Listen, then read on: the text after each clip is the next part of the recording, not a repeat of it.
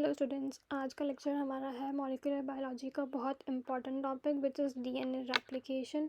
इसका first part which was about DNA structure वो मैंने अपलोड कर दिया है, you guys can watch it.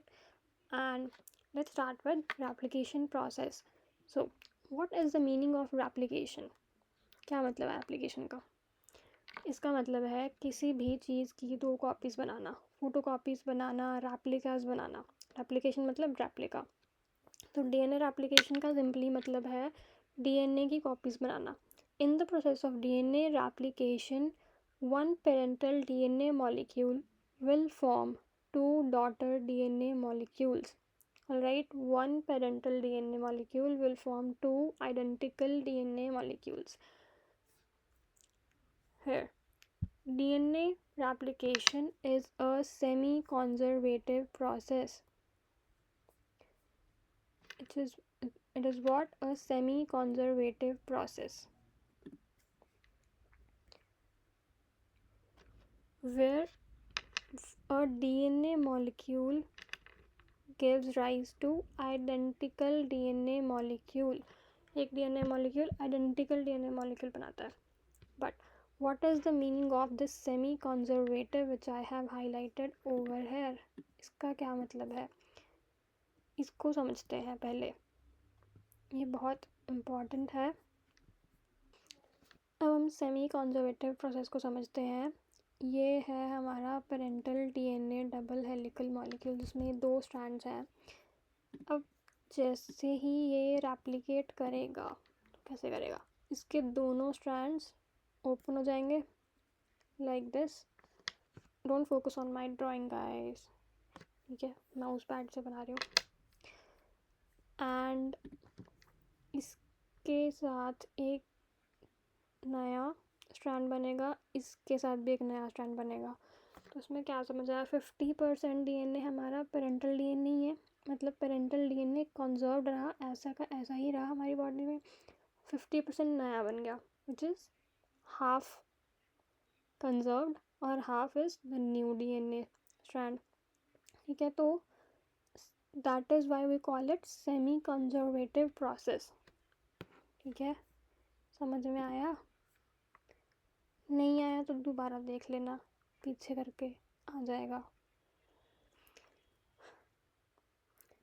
देखो, अब समझते हैं डीएनए रेप्लिकेशन।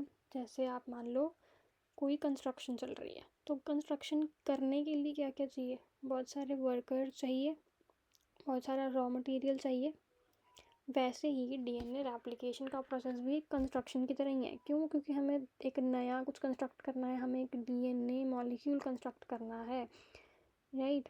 सो अब हम वर्कर्स डिस्कस करेंगे कि कौन कौन है जो इस रेप्लिकेशन में काम करता है, क्या क्या काम करता है। So here we have is list of enzymes and associated factors जो हमारे रेप्लिकेशन प्रोसेस में हेल्प कर रहे हैं। Very important first enzyme is helicase enzyme. Helicase राजा का क्या काम है? Unwinding of DNA helix. Unwinding मतलब किसी चीज़ को खोलना। अब कहाँ किसको कैसे खोलेंगे? अब देखो, डीएनए हमारा डबल हेलिकल स्ट्रक्चर है, यहाँ पे आप देख रहे हो, ठीक है। हेलिकेज यहाँ पे काम करेगा। अरे कहाँ घूम रहे हो?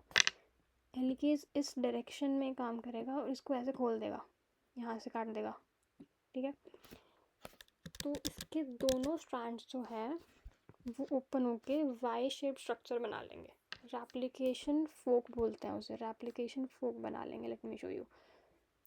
ये वीडियो देखो, ये हेलिकेज एंजाइम है हमारे, ये हमारा वन फर्स्ट स्ट्रैंड है, ये दोनों स्ट्रैंड्स देखो, ये है, ये हाइड्रोजन बॉन्ड्स है, यहाँ पे देख रहे हो ना, ये जो सारे बने हुए हैं ना, ये आपको सारे दिख रहे हैं, इधर भी और इधर भी। इनके अंदर आपस में ये यहाँ पे हाइड्रोजन बॉन्डिंग है। हेलिकेज एंजाइम एटीपी खर्चा करके, याद रखना, एनर्जी यूज़ करके, एटीपी को यूज़ करके इन हाइड्रोजन बॉन्ड्स को ब्रेक करता है और डीएनए हेलिक्स को खोलता है। और जो ये वाई शेप स्ट्रक्चर बना है उसको बोलते हैं रेप्लिकेशन फोक। इसको आप ऐसे भी समझ सकते हो, ऐसा लग रहा है जैसे किसी जिप को खोल रहे हैं हम, तो ये वैसा ही है। तो replication fork is a Y shape structure जो बनता है हेलिकेज जब वर्क करता है. Now next very important enzyme, और नीट के पॉइंट ऑफ व्यू से तो बहुत इम्पॉर्टेंट है, टोपोआइसोमरेज. टोपोआइसोमरेज का क्या काम है? It releases the tension, remove the super coiling. अब डीएनए के जो दो ये आपस में कॉइल्ड हैं स्ट्रैंड्स, इनको आप ऐसे समझ लो कि दो रस्सियाँ हैं जो आपस में ऐसे कॉइल्ड हो रखी हैं. ठीक है, अब इधर से खींचो, इधर से और इधर से इसको ऐसे खींच के हेलिकेज इसको खोलने की कोशिश कर रहा है.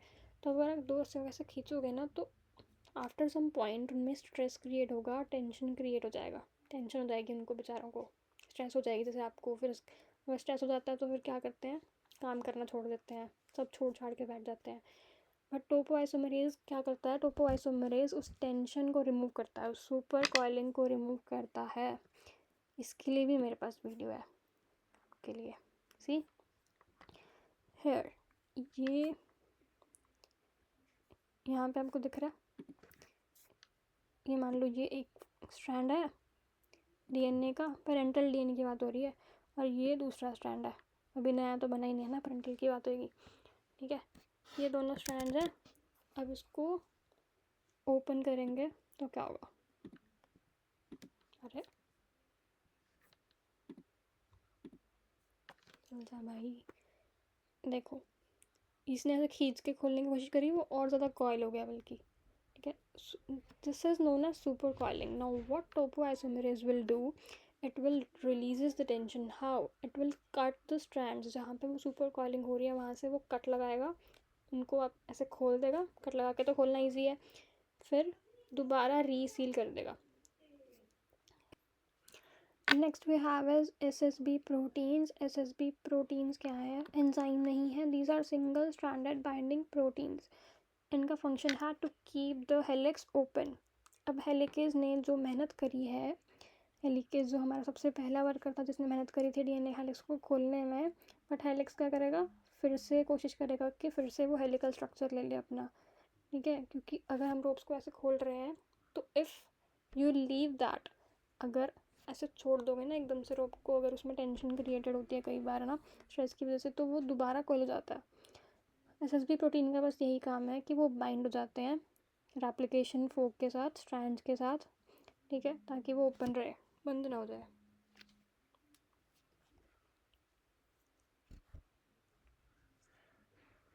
Next is DNA ligase.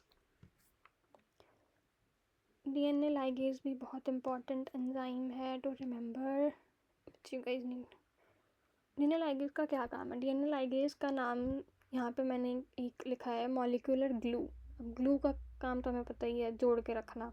इसका काम भी वही है, joining. In next video will discuss एक ओकाज़ाकी फ्रेगमेंट्स बनते हैं in the process of DNA replication. उन ओकाज़ाकी फ्रेगमेंट्स को, वो डीएनए के ही फ्रेगमेंट्स है, डीएनए के स्ट्रैंड जो नया बनेगा उसके फ्रेगमेंट्स बनेंगे, उन स्ट्रैंड को जोड़ने का काम करता है DNA ligase. Right, next we have here is हमारा डीएनए पॉलीमरेज 1. इसका 1 नंबर याद रखना, क्योंकि हमारे पास एक और आएगा अभी 3. डीएनए पॉलीमरेज 3 भी आएगा.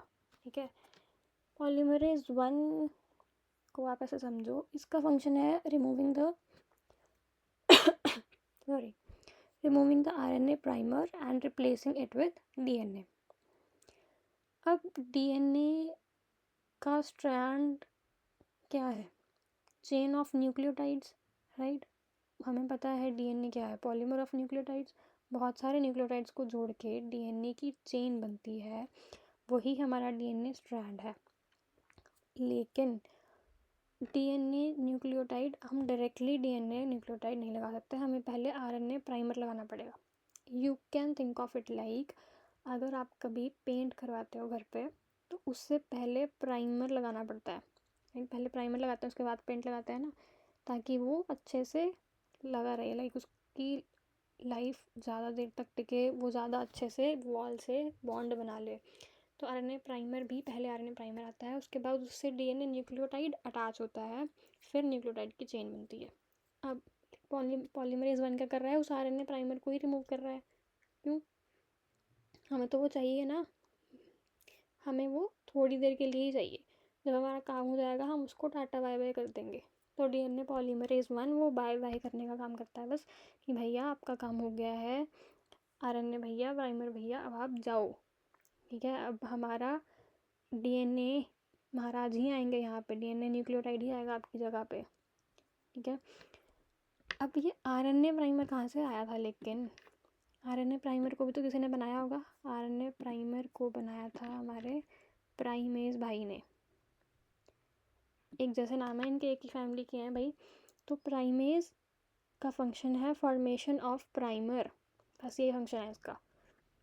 Next, the most important enzyme, हमारा मेजर सोल्जर, हमारा मेजर वर्कर, हमारे सारे वर्कर्स का लीडर आ गया है डीएनए पॉलीमरेज 3। इसलिए बोला था 3 और 1 में कंफ्यूज मत होना, 3 हमारा लीडर है। ओके, 3 का काम क्या है? 3 के आगे 3 सब यूनिट्स हैं। First is alpha, epsilon and beta सब unit. Remember the name of this सब यूनिट्स। ये नीट पॉइंट ऑफ व्यू से इम्पॉर्टेंट है, राइट, और बहुत स्कोरिंग है अगर एग्ज़ाम में आ जाए तो, राइट, अगर आपको याद रह जाए तो। इसका अल्फ़ा सब यूनिट ही है जिसका सारा काम है जो हमें चाहिए, सिंथेसाइजिंग ऑफ न्यू स्ट्रैंड, जो नए न्यूक्लियोटाइड्स जुड़ रहे हैं, जो नया स्ट्रैंड बन रहा है, उसकी सिंथेसाइजिंग, जो एक्चुअल हमारा काम है, जो एक्चुअल कंस्ट्रक्शन हम कर रहे हैं, वो अल्फ़ा सब यूनिट करता है of DNA polymerase 3। And this always works in 5 prime to 3 prime direction. इसका क्या मतलब है हम आगे समझेंगे।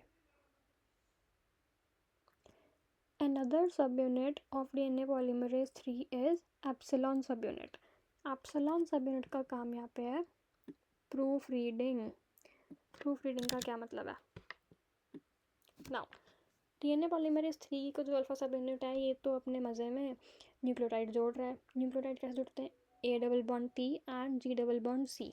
अभी जो हमने वीडियो देखी उसमें भी आप देख सकते हो, देख लेते हैं रुको। सी, ए के, देखो ए के सामने टी आ रहा है, अरे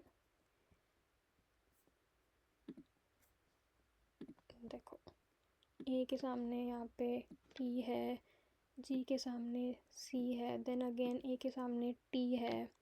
ठीक है, अब अगर ए के सामने ए ही आ जाए या ए के सामने जी आ जाए तो क्या होगा? म्यूटेशन हो जाएगी, कैंसर हो सकता है, और भी बहुत सारी बीमारियाँ हो सकती हैं, डिजीज़ हो सकते हैं, can be fatal, can be very risky. तो हमारा एप्सिलॉन सब यूनिट ध्यान रखता है हर चीज़ का। एप्सिलॉन सब यूनिट माँ है, ठीक है, वो ध्यान रखती है कि किसी ने कोई गलती तो नहीं कर दी। ठीक है, तो अगर अल्फ़ा सब यूनिट डीएनए पॉलीमरेज 3 की कोई गलती करेगा तो एप्सिलॉन सब यूनिट उसको चेक करते रहेगी कि किसने कोई गलती तो नहीं कर दी, उसको जाकर सुधारने का जो काम है गलती को, वो एप्सिलॉन सब यूनिट का है। ठीक है, अब इसकी भी जो पोलैरिटी है which is from 3 prime to 5 prime direction, वो हम समझेंगे बाद में। अभी के लिए इतना समझ लो कि डीएनए पॉलीमरेज 3 इस डायरेक्शन में जा रहा है, न्यूक्लियोटाइड्स जोड़े जा रहा है, और एप्सिलॉन सब जब भी कोई गलती कर देगा तो एप्सिलॉन सब यूनिट उल्टी डायरेक्शन में जाके उस गलती को सुधारेगा। ठीक है, नेक्स्ट इज बीटा सब यूनिट। बीटा सब यूनिट का काम है, एक मोटिवेटर है। अब ये अल्फ़ा सब यूनिट, एप्सिलॉन, अल्फ़ा अपना काम कर रहा है, एप्सिलॉन उसकी गलती सुधार रहा है, और बीटा उसको मोटिवेट कर रहा है। अल्फ़ा सब यूनिट आपके जैसा है, थोड़ा सा काम करेगा, थोड़ा सा पढ़ेगा, थक जाएगा। ठीक है, तो उसको एक मोटिवेटर चाहिए जो हर थोड़े थोड़े देर तक उसको बोलता रहे कि भाई गिरना नहीं है। अल्फ़ा सब unit after adding few nucleotides it can slip from the DNA strand, from the template strand. Template strand वो होता है जिसके पैरेलल हम नया स्ट्रैंड बनाते हैं, राइट। बीटा सब यूनिट का फंक्शन है उसको होल्ड करके रखना अल्फ़ा सब यूनिट को कि वो स्लिप ना हो जाए, right. And the last two enzymes we have is phosphorylase, and इसका function is activation of nucleotides. Activation of nucleotides, हमने सारे वर्कर्स से डिस्कस कर लिए कि किसका क्या काम है। कोई डीएनए को ओपन कर रहा है, कोई उसको ओपन ही रख रहा है, कोई उसकी टेंशन कम कर रहा है, कोई उसको जोड़ रहा है, ठीक है, कोई आरएनए प्राइमर एक्स्ट्रा लेके आ रहा है, ठीक है, ताकि चेन स्टार्ट हो सके। फॉस्फोराइलेज क्या कर रहा है? अब वर्कर्स तो सब अपने अपने काम पे लगे हुए हैं, लेकिन वर्कर्स तभी काम करेंगे जब सामान होगा, जब न्यूक्लियोटाइड्स होंगे जिनकी चेन बननी है, यू कैन से वो ब्रिक्स जिनसे बिल्डिंग बननी है, जब वही नहीं होंगे तो ये वर्कर्स क्या करेंगे, राइट? तो वो न्यूक्लियोटाइड्स जिनसे हमें नया स्ट्रैंड बनाना है, उनका एक्टिवेशन करवाता है फॉस्फोराइलेज। ओके, डिटेल में डिस्कस करेंगे again. And the last enzyme we have is nuclease. The function of nucleus is again proof reading.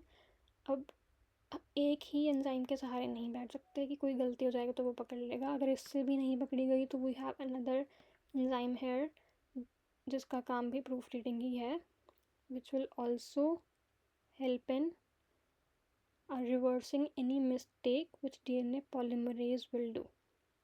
Okay, so we have discussed all the list of enzymes. हम पूरा detailed application process बाद में पढ़ेंगे। Next में हम discuss करेंगे polarity of application 4, activation of nucleotides, कैसे activate होते हैं nucleotides, then opening of DNA helix in detail पढ़ेंगे, देन प्राइमर फॉर्मेशन पढ़ेंगे in detail, RNA primer, then Okazaki fragments कैसे बनते हैं, क्या काम है, कहाँ बनते हैं, देन उन फ्रेगमेंट्स को कैसे सील करके पूरा का पूरा DNA मॉलिक्यूल बनता है, and then the notes, and I share the notes and will solve the questions.